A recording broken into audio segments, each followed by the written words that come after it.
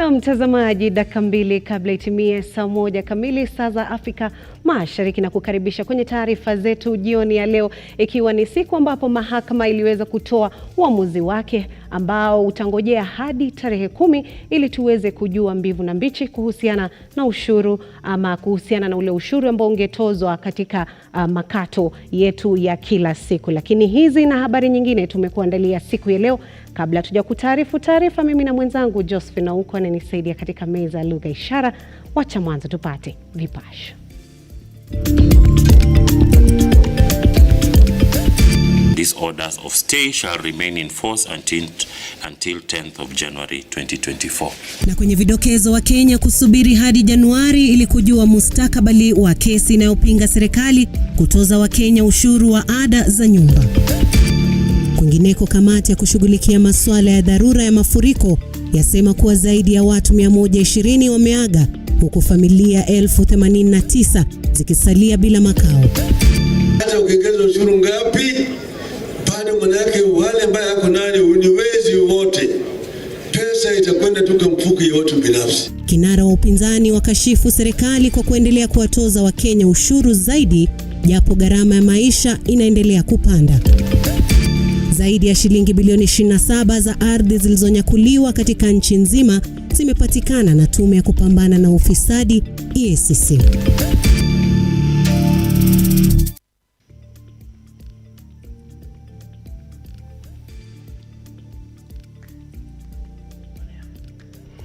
Na karibu mtazamaji, andamana nasi hadi tamati. Jina langu ni Fiona Kenga, msaidizi wangu wa lugha ishara jina lake ni Josephine huko. Mahakama Kuu imetoa uamuzi kuwa ada za nyumba nafuu ndani ya sheria ya fedha ya mwaka 2023 ni kinyume na sheria.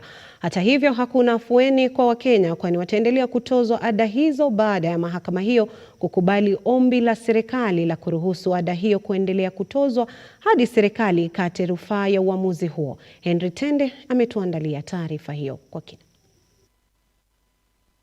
Housing levy amendment to section 84 lacks a comprehensive legal framework in violation of article 10, 201, 2010 of the Constitution. That levy against persons in formal employment to the exclusion of other non-formal income earners without justification is discriminatory and irrational and arbitrary and in violation of section articles 27, 201, B1 of the Constitution. And that an order is granted prohibiting the respondents from collecting, charging on otherwise the charge known as the Affordable Housing Act on the basis of the section 84. Uamuzi huu wa majaji David Majanja, Christine Meoli na Lawrence Mugambi ulikuwa pigo la muda kwa serikali na vilevile afueni ya muda kwa Wakenya. Majaji hawa wakitangaza ada za nyumba za bei nafuu ni kinyume cha sheria na marufuku. Mahakama hiyo ikiamuru serikali kusitisha mara moja kutoza Wakenya ada hizo. Hata hivyo, kilichofuatia ni mawakili wa serikali kutoa ombi spesheli la kutaka ada hizo ziendelee kutekelezwa. Cessation of collection of the levy. Is it from today or is it from the time the act was enacted?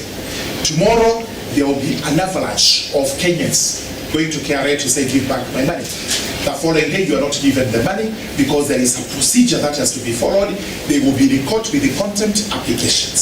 So this is real danger that is facing everyone in the government who must comply with this particular order. Because application for refund, KRA has 30 days to make a decision. So if you're given 45 days, that means that you'll have sufficient time to not only respond to the application, but also to ensure we have moved the court sufficiently to deal with that. Mwendo wa saa 9 baada ya kikao hicho kilichokuwa kimeahirishwa kutathmini ombi la serikali kurejelea vikao vyake, furaha ya muda ya Wakenya ilikatizwa, serikali kiibuka na ushindi. Majaji walikubali ombi la Wakenya kuendelea kukatwa ada hizo hadi serikali ikate rufaa. An order of stay be is hereby issued, staying the effect of this judgment issued today, 28 November 2023, pending the filing of a formal application for conservatory stay and conservatory orders in the Court of Appeal. And these orders of stay shall remain in force until 10th of January 2024. Uamuzi huu wa kuruhusu ada hizo kuendelea kutozwa ukipokelewa vyema na mawakili wa serikali wakiongozwa na George Murugara. We have gotten almost about the 45 days we were asking for, up to and about the 10th of January 2024. This in essence means from now henceforth we have time to consider our position. Number one, by tomorrow we should be filing a notice of appeal and an application for stay of execution or a conservatory order to the Court of Appeal. And for this, I'm grateful to this court for granting us that time. Number two, we will also be filing the substantive appeal in the Court of Appeal. And I hope and pray that once we go to the Court of Appeal, the orders we have just gotten here will be extended until the appeal is heard and determined. Hata hivyo, mawakili waliopinga sheria hiyo wakielezea kutoridhika na uamuzi wa hivi punde wa koti. We have, however, found the reasoning by the court to grant a stay of its decision until 10th of January 2024 a little bit strange. It is strange in the sense that it appears intended to allow the government to collect the housing levy. It appears intended to allow the government to have time to finalize the processes that are ongoing in Parliament with a view to regularize the housing, affordable housing fund. Mahakama ilikataa katakata kutupilia sheria hiyo ya fedha kikamilifu, ikikataa maombi kadhaa ya kutaka vipengee vingine vya mswada huo kufutiliwa mbali. Henry Tende, Lookuptv. Na mtazamaji, maoni yako ni yapi kuhusiana na taarifa hiyo ambayo tumeweza kuipa kipaumbele, ambayo inawahusu nyinyi kama Wakenya ama sisi kama Wakenya? Kumbuka unaweza kuwasiliana nasi kupitia mitandao yetu ya kijamii, Facebook, Twitter, YouTube, ambapo tunapatikana @Lookuptv. Tuma jina lako, rafa yako, utakuwa tunaisoma kadri tunavyoendelea na taarifa hizi.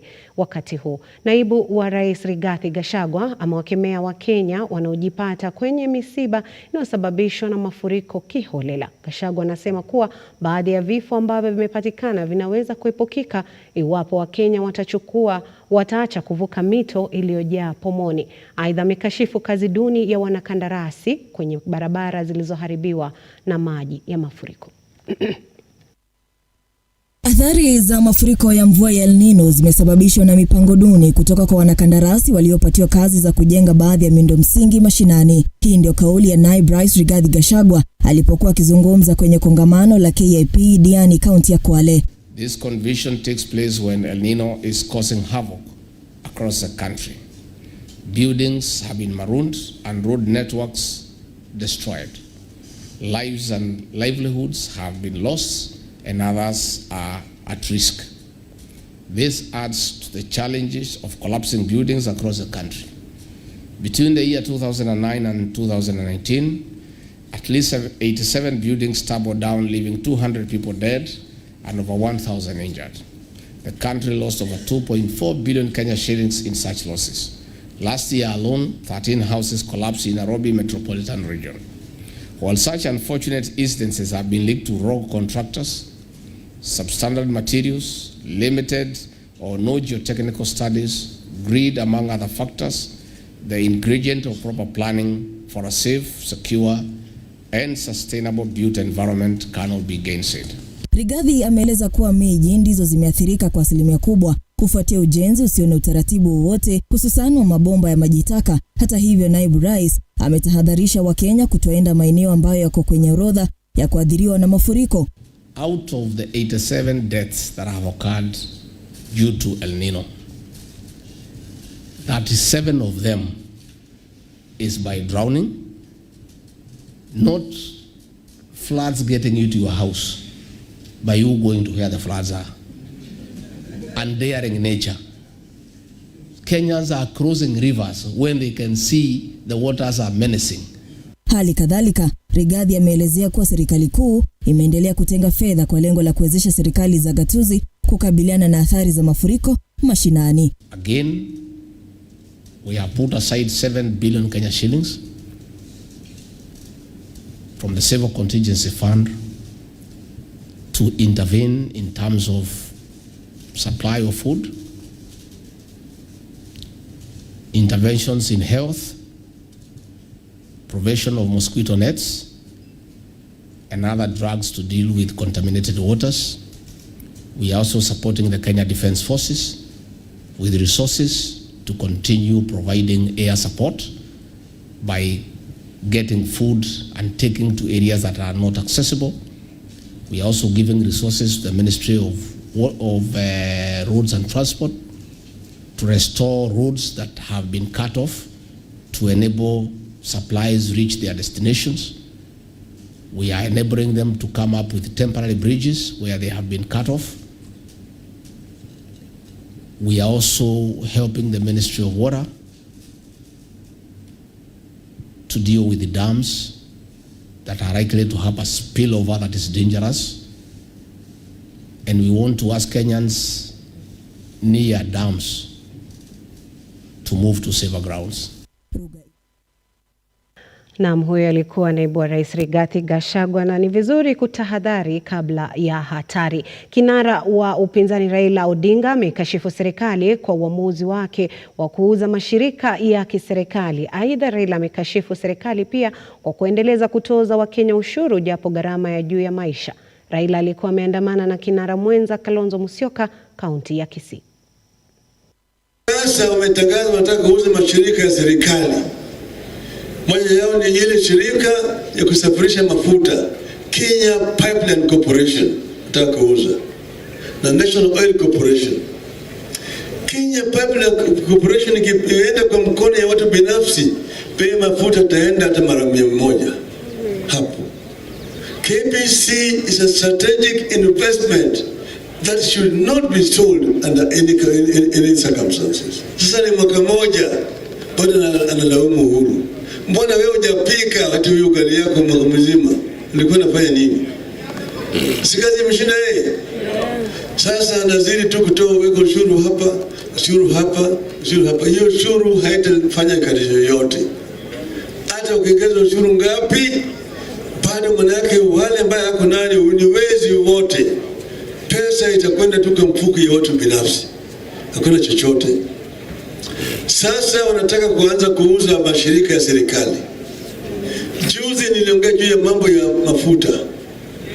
Niliongea mafuta. Nilisikia mambo ya Njeri.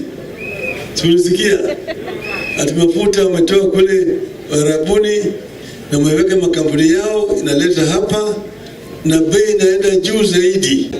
Nchi gani inaweza wakati wa shida kama sasa kupandisha ushuru? Wengine wanaleta economic stimulus, sio kufanyia wananchi madharau na dhuluma ya kuongeza ushuru. Tukajaribu kueleza, hawakusikia. Leo hii nashukuru Mahakama Kuu, the next court in line, our appeal court judges, wamekubaliana na msimamo wa azimio la Umoja wa Kenya, wakatupilia mbali ushuru wa inaitwa in-housing tax. Hatunatoa kama ujui umetolewa tukiwa hapa. Simba ulifanya vizuri kutuita, tukasikia uamuzi wa Mahakama Kuu, not the Supreme Court, the Court of Appeal, 3 judges. Wakasema hii koti hii ushuru wa nyumba ni unconstitutional. Kando na hayo, serikali imesema imejitahidi kuongeza fedha kwa ajili ya mipango ya dharura ya misaada ya janga la ukimwi. Rais William RUTO akizungumza hapa jijini Nairobi wakati wa maadhimisho ya miaka 20 ya PEPFAR amesema kuwa fedha zimekuwa kikwazo kikubwa katika vita dhidi ya ugonjwa huu.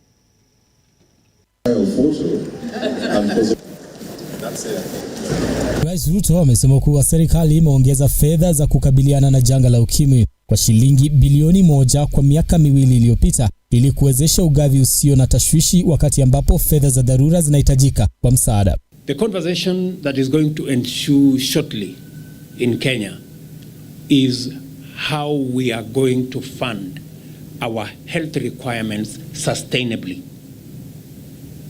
And the biggest thank you we can give to those who have supported us, like PEPFAR, is to figure out, as Kenyans, how we can deal with the challenge of financing. How those who are able can do more to support those who are not able. For the first time in the history of our country, the health plan that we have will not only serve those who can afford, it's not going to serve not just to those who can pay, but for the first time, we want even those who cannot pay for government of Kenya to pay for them to make sure they too can access healthcare. Ruto amesema kuwa PEPFAR imesaidia kuokoa maisha tangu kuanzishwa kwake mwaka 2004. There have been fewer instances where such partnerships have translated into direct, personal, visible transformation in the lives and well-being of people in terms of ending suffering, reducing the number of deaths, and prolonging the lives of millions of people who might otherwise have faced high risk of agonizing early death. Kenya's partnership with the United States of America through the U.S. President's Emergency Plan for AIDS Relief, PEPFAR, is one of these very rare partnerships. Rais amebainisha kuwa kati ya watu milioni 1.4 wanaoishi na virusi vya ukimwi, zaidi ya watoto 48,000 pamoja na akina mama 55,000 wako katika matibabu ya ukimwi. Ruto ameahidi kuwa serikali imejitahidi kukomesha ukimwi kwa watoto ifikapo mwaka 2027. Na dakika 13 zimepita tangu saa 1 kamili saa za Afrika Mashariki. Mtazamaji, ni wakati mimi na mwenzangu Josephine Okota kwa tunachukua mapumziko kidogo, lakini kumbuka unaweza kuwasiliana nasi kupitia mitandao yetu ya kijamii, na pia vile vile unaweza kufuatilia taarifa hizi kupitia GoTV. Kwa sasa tutakuwa tunameza mate kidogo, lakini katika muda usiokuwa mrefu mtazamaji tutakuwa tunarejea na mengi zaidi.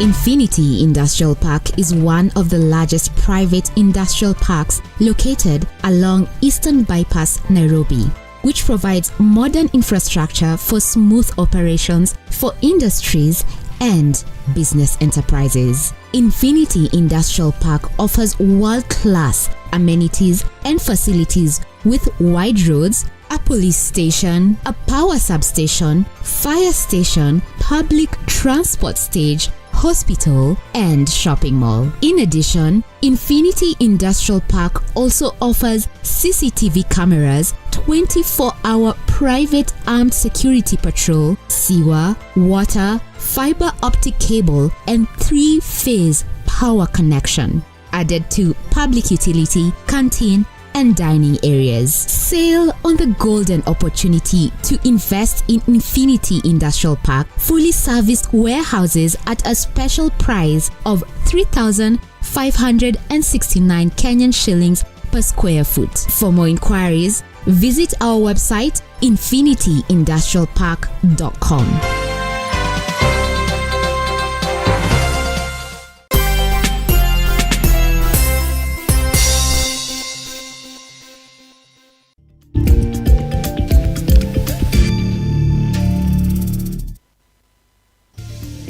Karibu tena mtazamaji, tuendelee kukutaarifu. Kamati ya kushughulikia masuala ya dharura ya mafuriko ya mvua ya El Nino imesema idadi ya mauti kufikia sasa ni watu 120, huku familia 1089 zikisalia bila makao. Kamati hiyo inaongozwa na katibu katika Wizara ya Usalama Daktari Raymond Omolo inashauri wa Kenya kutoka kaunti zilizo katika hatari ya mafuriko zaidi kuhamia maeneo salama. Taarifa hiyo kwa kina ni hapo mwendo wa baadaye. Also been activated to coordinate interventions and also address the disaster situation in the respective areas. Saving lives and reducing the impact of the heavy rains through early warning and disaster monitoring remains the government's top priority, and having every sector and stakeholder working in sync is the surest way of mitigating and responding to this emergency.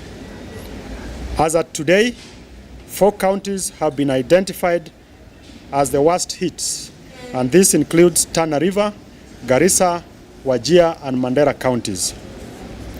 9 counties, including Isiolo, Kwale, Homa Bay, Makueni, Tharaka Nithi, Lamu, Taita Taveta, Meru, and Kisumu are also on high alert.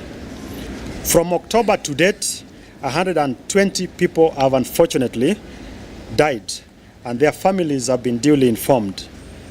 9 bodies were retrieved from Mombasa, while 4 were retrieved from Lake Victoria. A total of 89,000 households have been displaced and are being hosted in a record 112 camps established in the affected counties. Through our search and rescue efforts, over 2,000 people have been assisted and are undergoing medical checkups at the camps that have been set up. The government has similarly distributed food, water, and non-food items to a number of counties, including Busia, Marsabit, Isiolo, Mandera, Garissa, Tana River, Lamu, Kitui, Kwale, and Mombasa. On matters road infrastructure, the Kotulo-Elwak Road has been reopened, and a total of 36 trucks that were stuck for the last 3 weeks have now started moving to and from Wajir and Mandera counties. Maralal Kisima Road in Samburu, as well as Marsabit, Maikoma, Kalacha Road are currently passed. Ardhi ya kima cha shilingi bilioni 300 imeokolewa kutoka kwa wanyakuzi. Jitihada za tume ya kupambana na ufisadi EACC katika mkutano na magavana katika kaunti ya Uasin Gishu. Tume hiyo iliwahakikishia wananchi kuwa ardhi zote zilizonyakuliwa zitarejeshwa.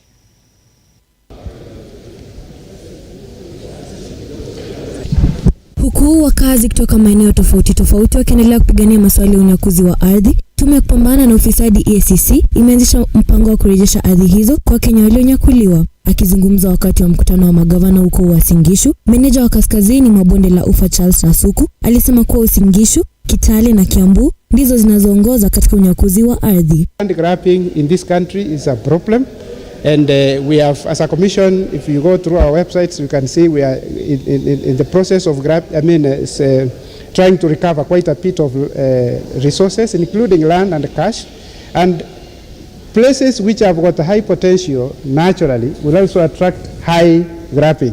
Aidha, aliongeza kuwa katika kaunti ya Uasin Gishu walirejesha ardhi iliyotumika kujengea hospitali na kituo cha polisi, na ardhi nyingine bado inafanywa uchunguzi kabla ya kurejeshwa. To date, nationally we have covered over 27 billion worth of land, land and even cash, but most of it is in land. Nationally, we have also stopped assets, in terms of loss of assets. There are those efforts which we make proactively before the corruption takes place. Over 300 billion worth of assets which we have been able to stop.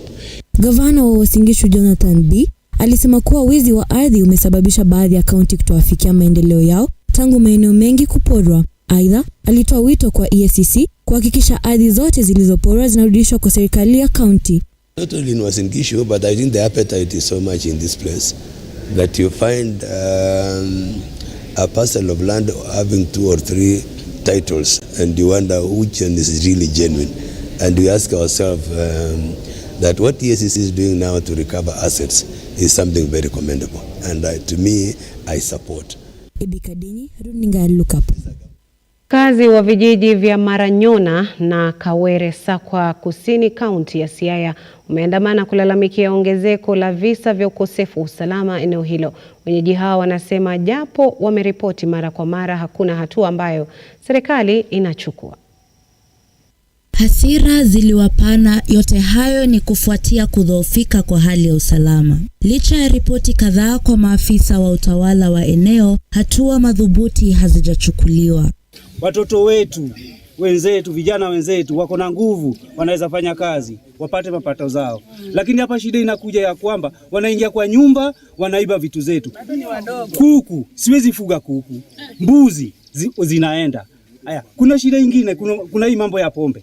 Hii local brewery.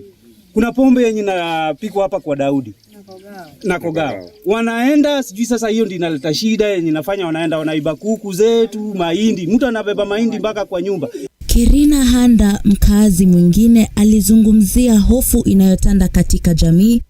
Sijui kama ni shida ya njaa ama ni shida gani. Wanatembea usiku, wengine wanakata watu na panga usiku, wengine hawana heshima, wanakunywa pombe. Baada ya kutumia pombe na madawa za kulevya, wanakuja kuvunja vitu kwa nyumba za watu, wanaiba. Daniel Okoth, ambaye nyumba yake inadaiwa kuchomwa kwa kundi hilo hilo, alilalamika kwamba hata makamanda na wasaidizi wa eneo hawajasaidia kamwe wanapokuwa katika shida. Ananyona na watu wa Kawere village, Gotabiro sub location pamoja na Central Sacco, kwa sababu tunapakana.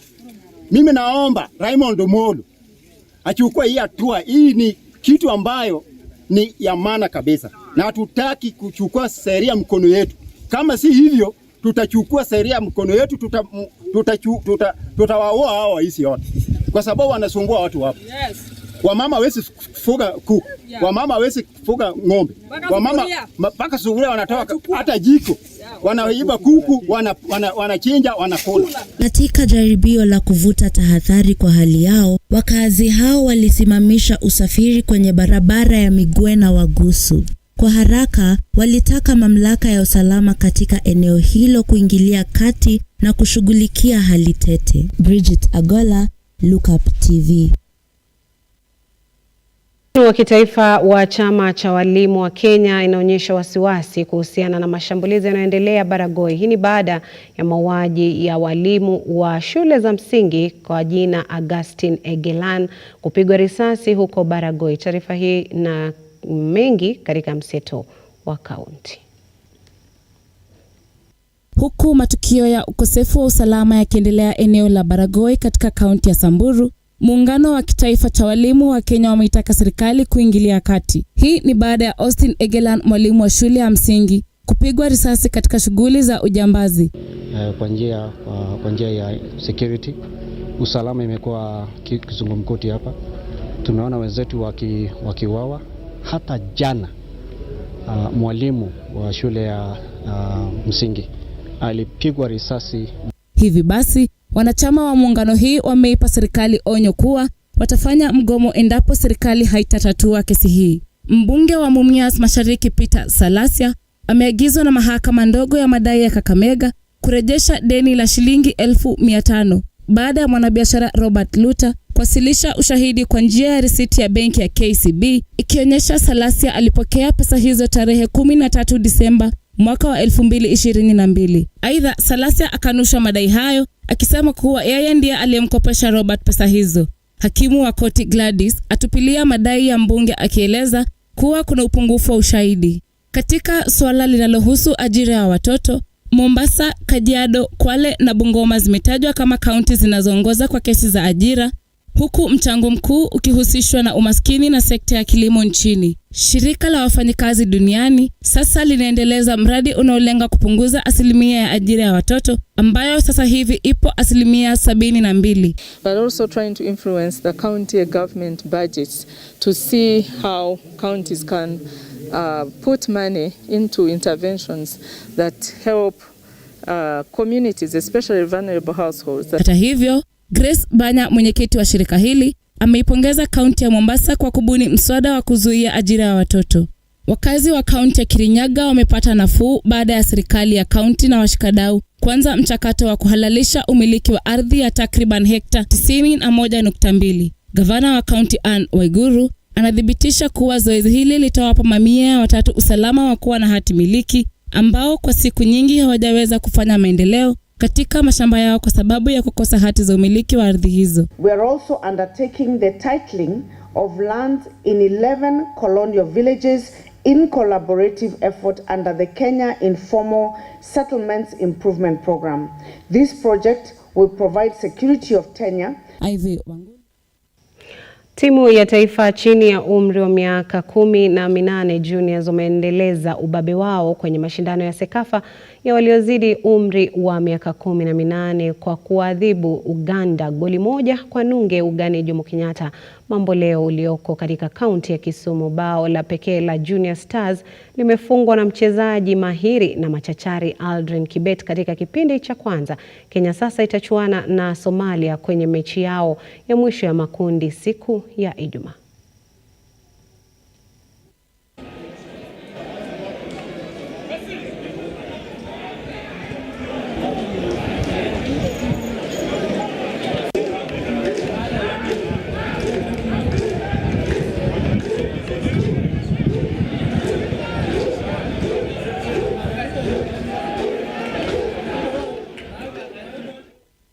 Mechi za kufuzu kombe la klabu bingwa barani Ulaya hatua ya makundi kuchezwa leo usiku, kwenye mechi 6 zikiratibiwa kusakatwa. Mechi za mapema tabaini ya Lazio dhidi ya Celtic, Shakhtar Donetsk watakabana ko na Antwerp.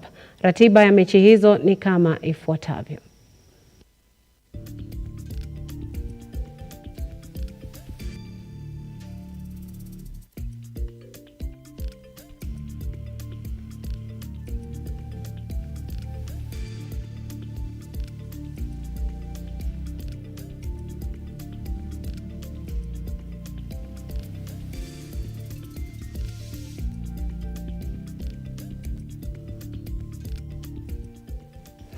Mtazamaji, dakika 30 hivi zimepita tangu saa 1 kamili saa za Afrika Mashariki. Mtazamaji, ni wakati ambapo naambiwa na mwelekezi wangu kwamba ni wakati wa kukusanya virago na kuiondoka jamvi hili la taarifa za usiku wa leo. Jina langu ni Fiona Kenga, mwelekezi wangu Jeremy Komo, msaidizi wangu wa lugha ishara Josephine Uko, na mzalishaji wa taarifa hizi akiwa ni Job Mwaura, bila ya kumsahau David Kasembele kwenye mitambo hapa nyuma ya teleprompter. Kwa sasa nitakuwa nakuacha uendelee kutazama taarifa zilizosalia na vipindi pia, na tukutane tena siku nyingine panapo majaliwa inshallah.